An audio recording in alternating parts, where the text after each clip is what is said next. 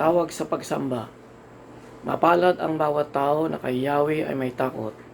Ang maalab na adhika ay sumusunod sa kanyang utos. Hindi siya magkukulang sa anumang kailangan.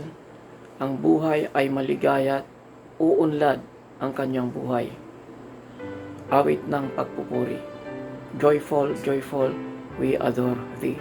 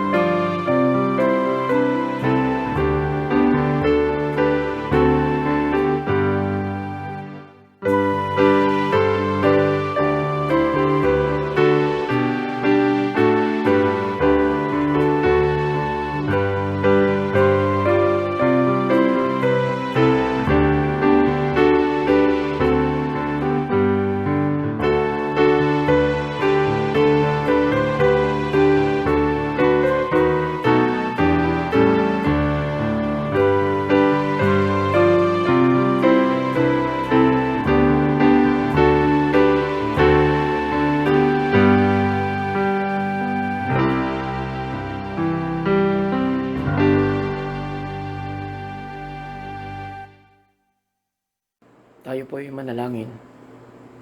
Dakilang Diyos, maraming salamat sa magandang umaga, magandang buhay na muli mong ipinagkaloob ng bawat isa sa amin. Dakilang Ama, dalangin po namin, tapos-pusin mo kami sa iyong banal na Espiritu upang ang iyong mga salita ang siyang mangibabaw sa aming buhay. Maraming salamat sa iyo, Diyos. Ito po ang aming dalangin sa matamis na pangalan ng aming dakilang Hesukristo. Amen at amen. Sagutang pagbasa.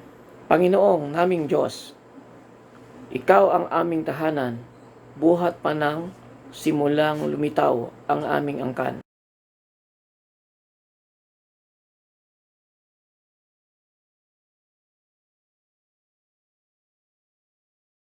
Yaong taong nilikha mo'y bumabalik sa alabok. Sa lupa ay nagbabalik kapag iyong inuutos.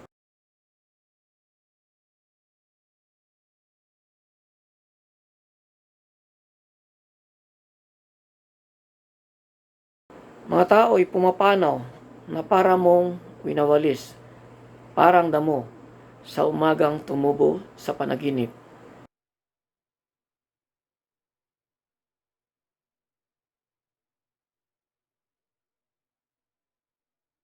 Hanggang kailan pa ba, Yahweh, ang ganitong kalagayan? Parang awa mo na, malingkod mo'y kami iyong tulungan.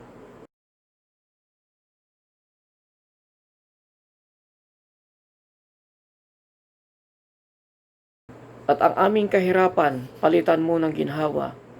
Singhaba rin ng panahon, ang ipalit mo na ligaya.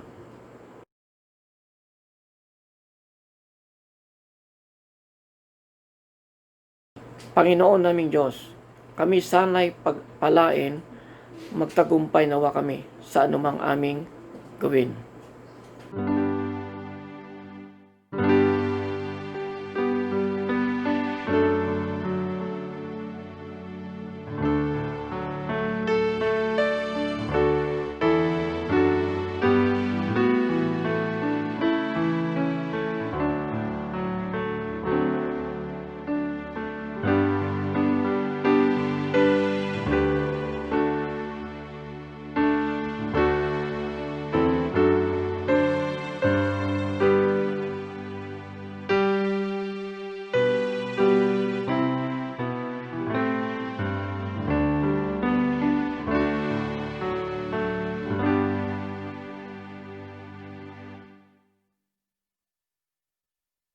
Magandang araw po sa ating lahat.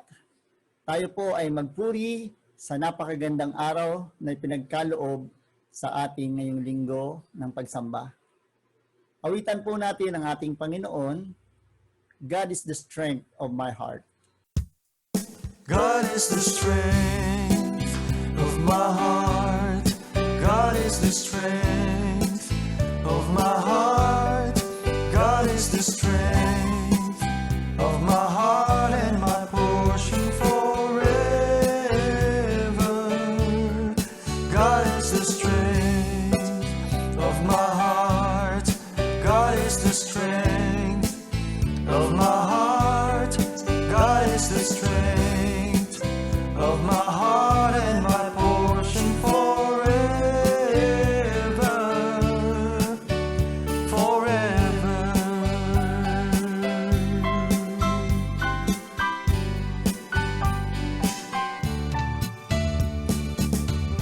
Whom have I in heaven but you? There is nothing on earth I desire beside you.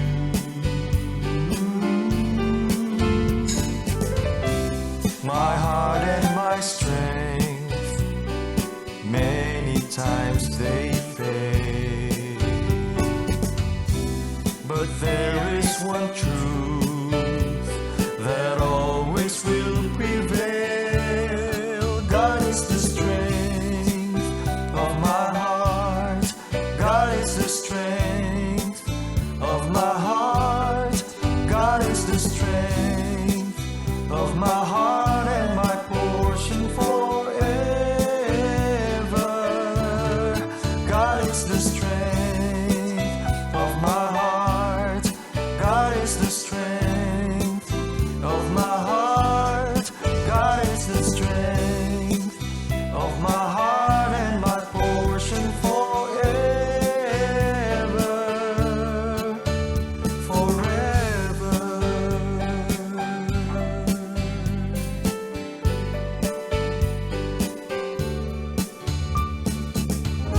Whom have I in heaven but you? There is nothing on earth I desire beside you.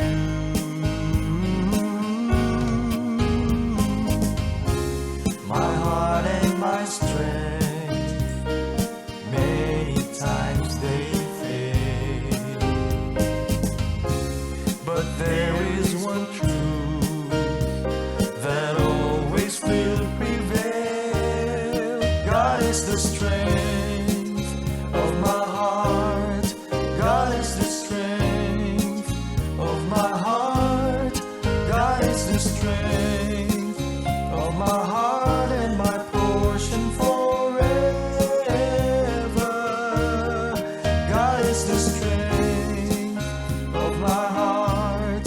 God is the strength of my heart. God is the strength of my heart and my portion forever. Forever.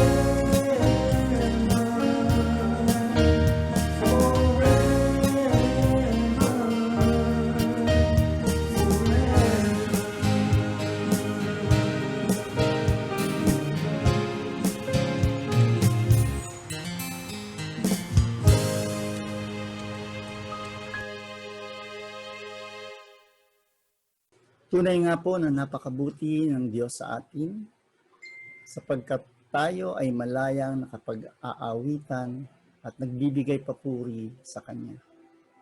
Salamat po sa kabutihan mo, O Diyos. Atin pong awitin, kay buti-buti mo, Panginoon.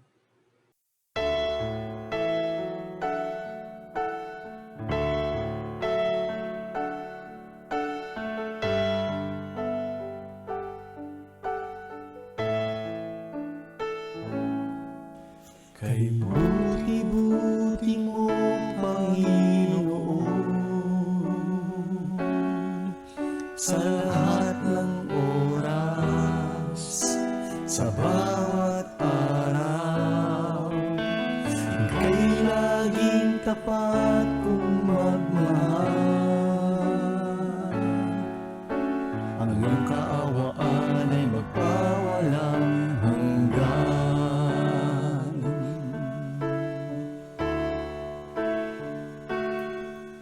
Kay buti-buti mo, Panginoon,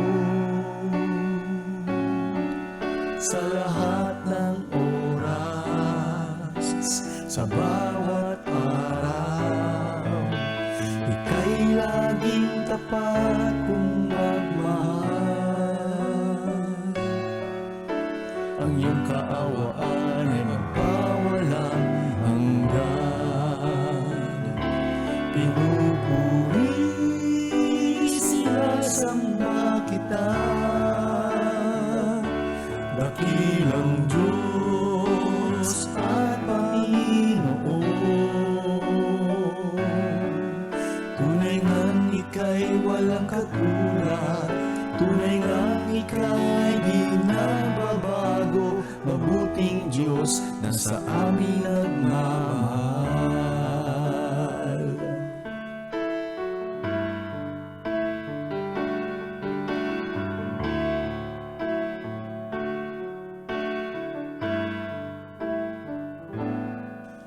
Kay buti-buti mo, Panginoon, sa lahat ng oras, sa bawat araw, ika'y laging tapat kong magmamahal.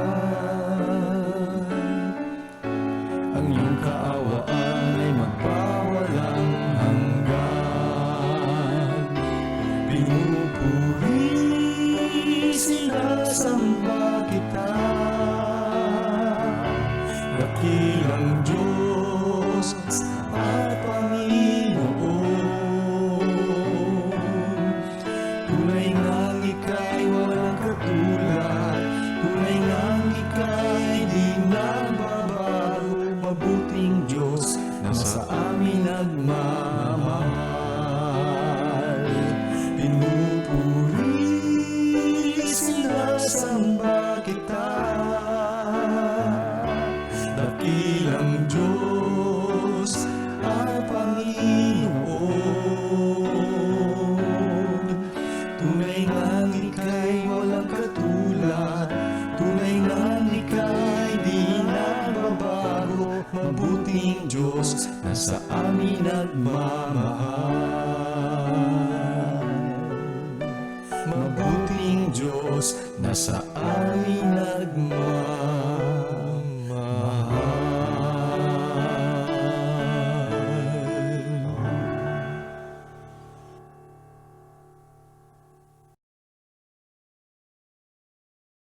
Tayo po ay dumako sa pagbasa ng Lumang Tipan na matatagpuan sa Deuteronomio, Kabanata 34, 1-4 at 9-12.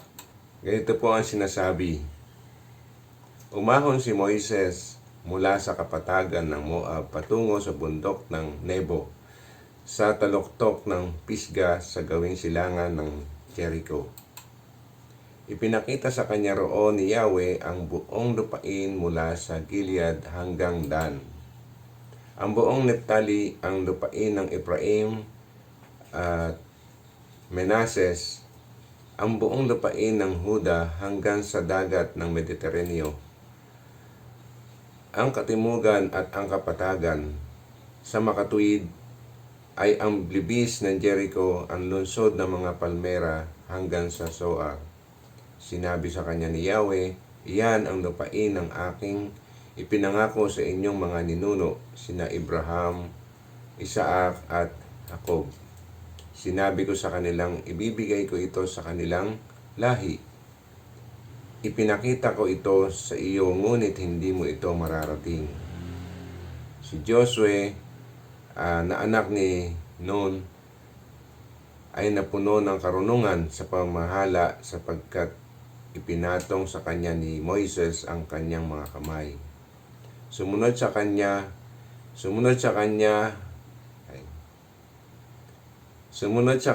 ang mga Israelita at ginawa nila ang lahat ng utos na ibinigay ni Yahweh sa pamamagitan ni Moises.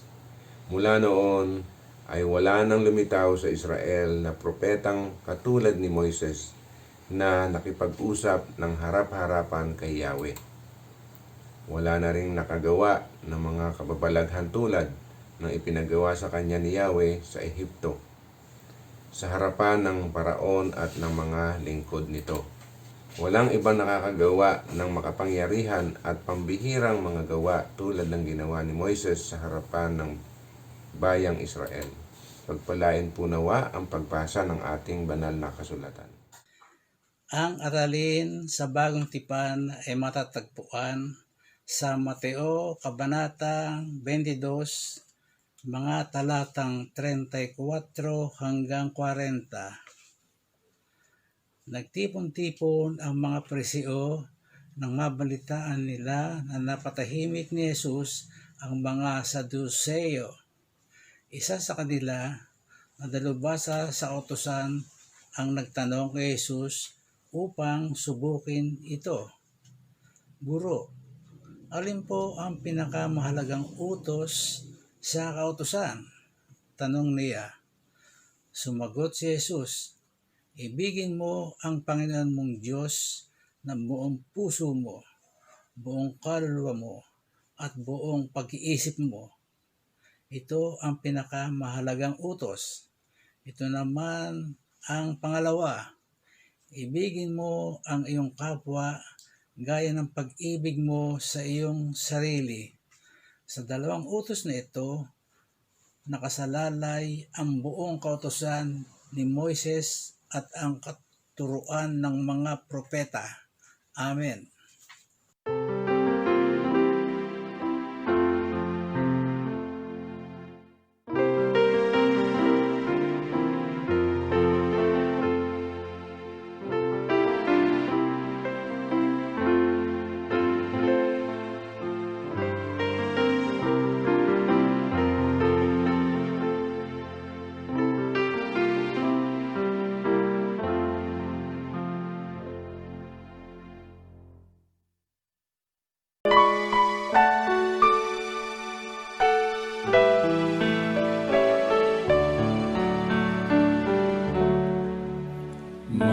Maglingkod kay Jesus ay kaaliwan, pagkat sa Kanya'y may kagalakan. Ito'y isang ganap na katungkulan ng tao sa bawat araw.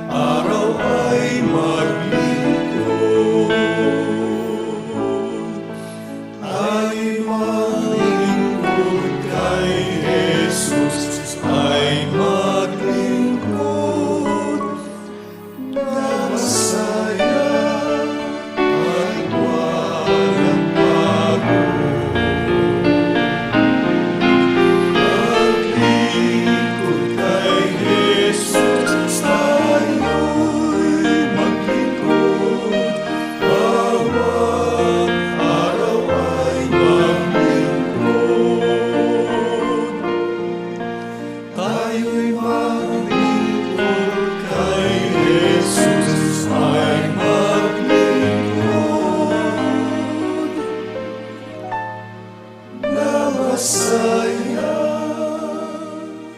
at walang pagod.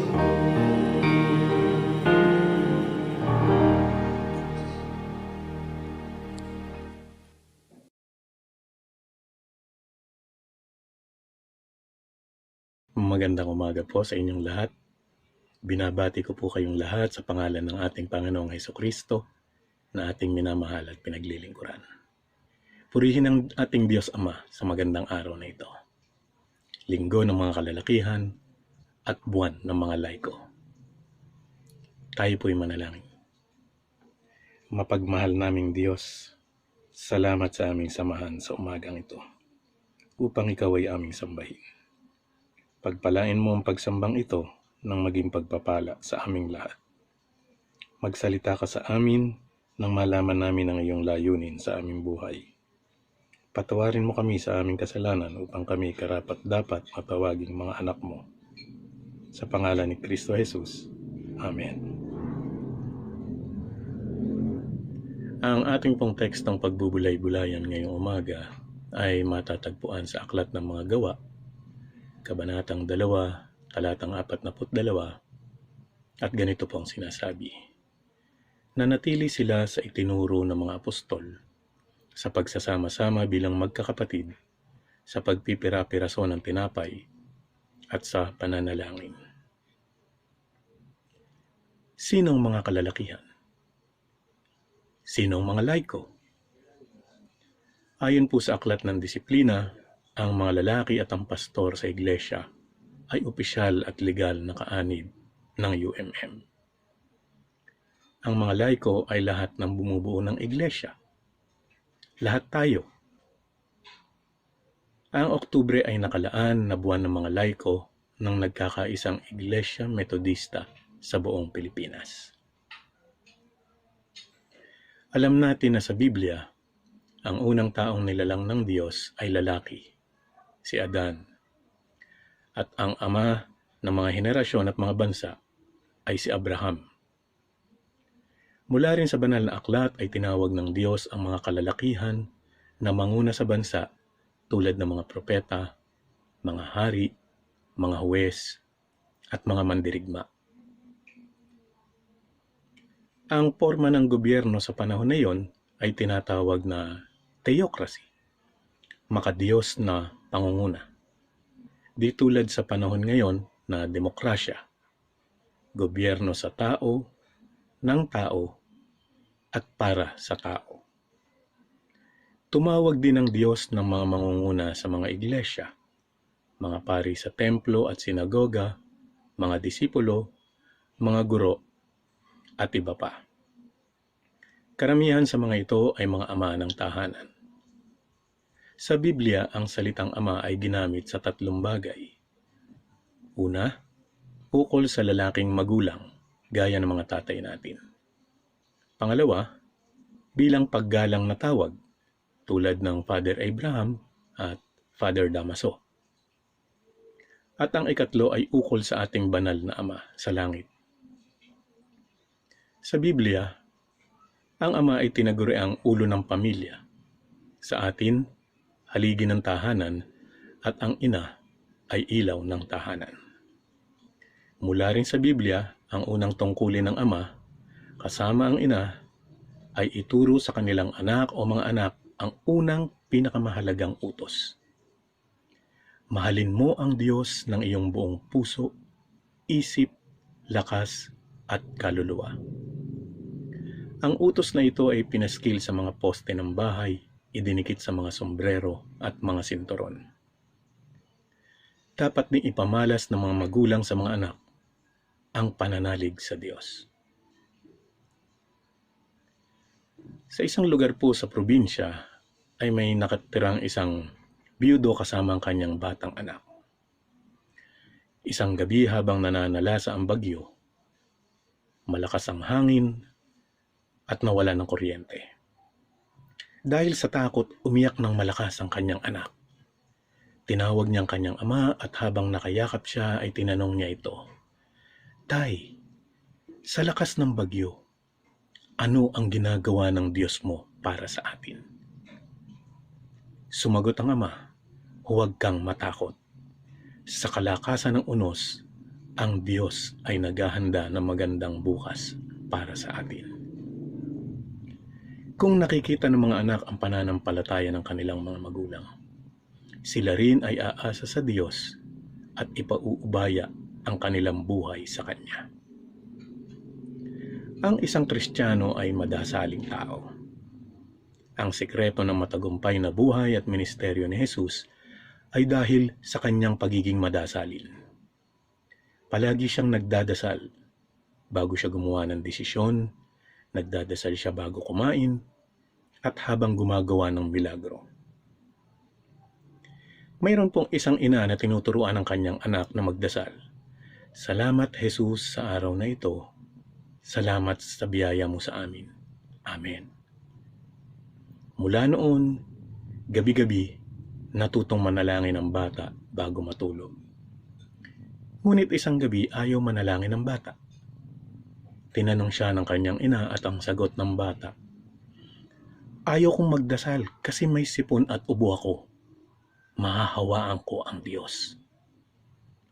Kung tayo ay mananalangin at maniniwala tayo na ang Diyos ay nasa tabi natin, handang makinig at handang tumugon sa ating dasal. Gawin po natin ang ating iglesia na maging isang praying church. Meron nga pong kasabihan, the family that prays together stays together. At sa huli, ipagpatuloy natin ang pagsuporta sa ating iglesia sa pamamagitan ng ating dasal, kaloob, at presensya.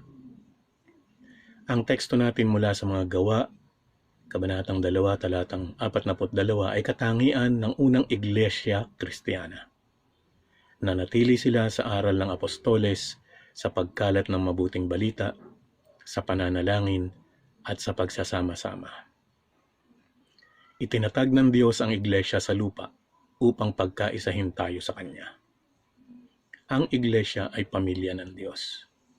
Binanggit din ng mga salmista, I was glad when they said unto me, let us go unto the house of the Lord.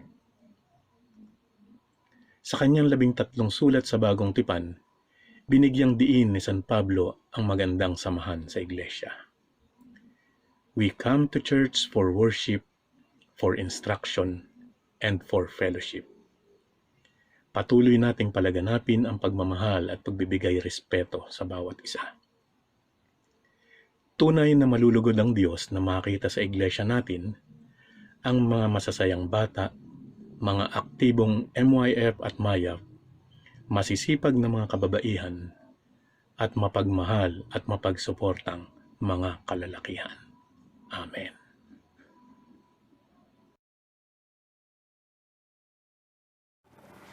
Purihin ang Panginoon sa sandaling ito. Hinahayaan kong tumayo ang mga kalalakihan. Ayan, sige po. Ating sama-samang italangin sa Panginoon ang mga ama, ang mga kalalakihan ng ating tahanan. Tayo manalangin, dakilang Diyos, inilalapit namin sa iyo ng may pagpapasalamat ang mga kalalakihan ng aming iglesia at ng aming tahanan. Salamat po sa kanilang buhay na punong-puno ng pag-ibig sa iyo at pananampalataya. Salamat po, Panginoon, sa kanilang kalusugan. Naway patuloy, Panginoon, i-bless mo po sila ng magandang kalusugan. Pawiin mo po ang kanilang mga karamdaman. At dalangin namin, bigyan sila ng mahabang buhay. Patuloy pa silang magsilbing inspirasyon, hindi lamang sa amin, kundi sa marami na inilalapit mo, Panginoon. Ang kanilang buhay na pananampalataya, ang kanilang magandang halimbawa, ang kanilang pag-ibig sa iyo at kabutihan, Panginoon, katapatan ay patuloy na mahayag sa bawat sandali ng kanilang buhay, sa ikararangal at ikaluluwalhati ng iyong pangalan. Nihiling po namin, Panginoon, na lagi niyo po silang ilayo sa lahat ng masama. Sa iyo, O Diyos, ang patuloy naming pagtitiwala at patuloy naming nilalagak sa iyo, Panginoon, ang kanilang buhay at kaligtasan. Sa pangalan ni Jesucristong aming Panginoon. Amen at amen.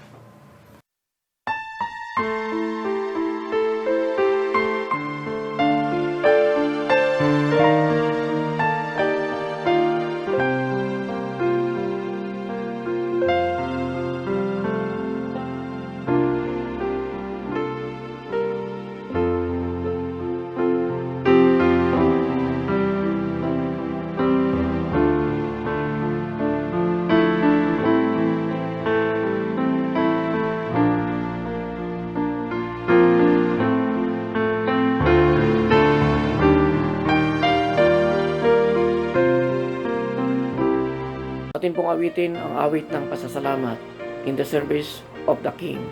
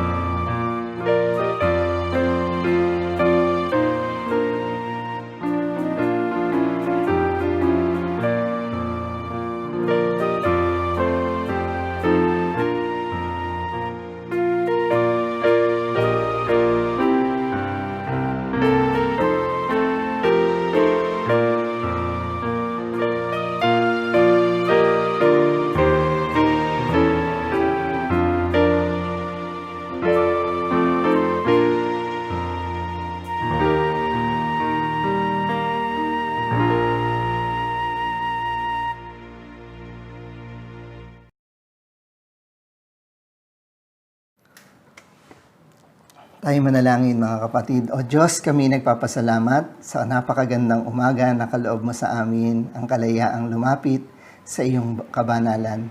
Bless niyo po kami, Panginoon. Linisin niyo po ang aming mga puso't isipan. Patuloy niyo kaming bigyan ng mayamang pampagkakataon sa aming buhay upang maipahayag pa namin, Panginoon, ang aming pananampalataya at pag-ibig sa iyo. Salamat po sa umagang ito, Panginoon, sa pagdiriwang namin ng UMM, Panginoon. Patuloy naming ipinagkakatiwala sa iyo ang aming mga ama, ang mga kalalakihan, ang aming iglesia at tahanan. Pagpalain niyo po sila.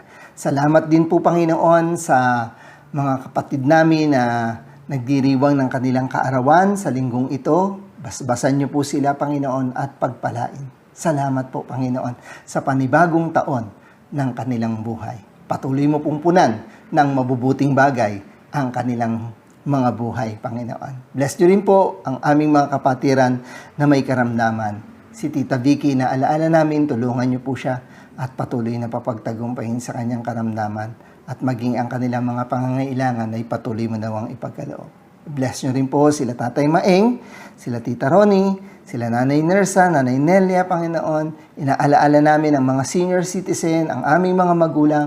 Kilusan niyo po, Panginoon, ang kanilang mga kalagayan. Patuloy niyo po silang puspusin ng panibagong kalakasan. Salamat po. Gayun din ang mga nasa ibang bansa, inaalaala namin sila Tita Presi. Sana po, Panginoon, tulungan niyo po siya sa lahat ng kanyang karamdaman, ang kanyang appetite, patuloy naming inilalapit. Maibalik niyo po, Panginoon, muli po siyang magkaroon ng gana, Panginoon. Salamat po. Gayun din si Johan Santos, hinihiling namin, Panginoon, na ikaw po ang kanyang maranasan. Yakapin mo po siya, Panginoon. Bigyan niyo po siyang muli ng kapayapaan, ng kagalakan at kasiglahan, Panginoon, sa buhay na patuloy mong ipinagkakaloob. Salamat po. Pagalingin niyo po siyang ganap. Gayun din si Tita Edna, Nanay Edna Soriano, Panginoon. Salamat po sa kanyang buhay. Patuloy mo pong i-bless ang kanyang kalusugan, Panginoon. Ano man ang kanyang mga dinaramdam, hipuin at pagalingin niyo po.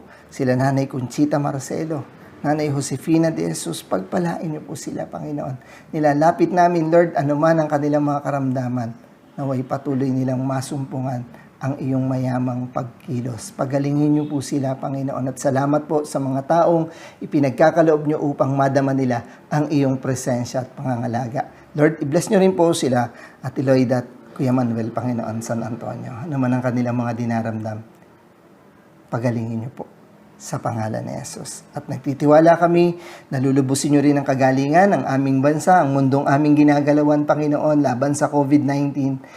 Lord, kung ito man po'y bunga ng aming pagkakasala, patawarin niyo kami, Panginoon. Patuloy niyo po kaming tulungang muli mamuhay ng may kalayaan, Panginoon. Walang pangamba sa anumang virus, Panginoon, sapagkat ikaw ang Diyos ang patuloy na magbalik, Panginoon, sa amin ng masarap na pamumuhay, Panginoon. Muli kami magsasama-sama sa iyong presensya, Panginoon. Salamat po. Walang takot, punong-puno ng kagalakan, pag-ibig at kapayapaan. Muli niyo po ito, Panginoon, ipagkaloob sa pangalan ni Jesus. Bless niyo po ang aming mga leaders, ang aming presidente, hanggang sa kanyang mga kabinete, Panginoon, ang mga namamahala, maging sa aming barangay. Tulungan niyo po, turuan, Panginoon, ng bawat isang mamuhay, maglingkod ng may katapatan, Panginoon. Patuloy mo kaming tulungan, Panginoon. Turuan, Panginoon, kung ano ang mabuti naming gawin upang tamuhin namin muli ang kagalingan, Panginoon. Salamat po. Salamat, Panginoon. Bless niyo po, O Diyos, ang aming mga tahanan. Patuloy niyo kaming pagharian, Panginoon. Ang tahanan namin ay patuloy na pagliwanagin mo, Panginoon, ang iyong mukha. Patuloy kaming maging ilaw sa bawat komunidad na aming kinabibilangan. Ikaw ang patuloy naming ipapakilala at ihahayag namin ang iyong pag-ibig at pagliligtas sa karangalan at kaluwalhatian ng aming Panginoong Hesus. Ito ang aming dalangin. Amen at amen. At ngayon tanggapin natin ang pagpapala, buhat sa Ama, Anak at Espiritu Santo. Mamuhay tayo, puspos ng pag-ibig. Mula ngayon at magpakailanman. Amen at amen.